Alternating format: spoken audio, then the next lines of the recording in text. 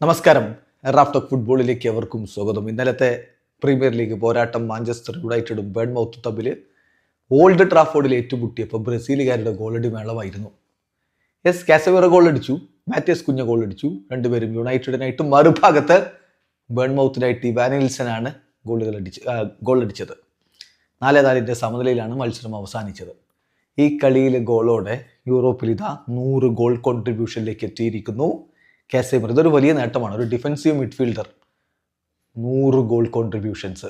വമ്പൻ ക്ലബ്ബുകൾക്ക് വേണ്ടിയിട്ടാണ് ഈ നേട്ടം വന്നതെന്ന് കൂടി നോക്കണം.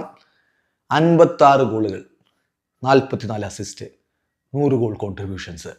ഈ 56 ഗോളുകൾ വന്നതിൽ 31 റയൽ മാഡ്രിഡിന് വേണ്ടിയിട്ടാണ്, 21 മാഞ്ചസ്റ്റർ യുണൈറ്റഡിന് വേണ്ടിയിട്ടാണ്, 4 FC പോർട്ടോക്ക് വേണ്ടി.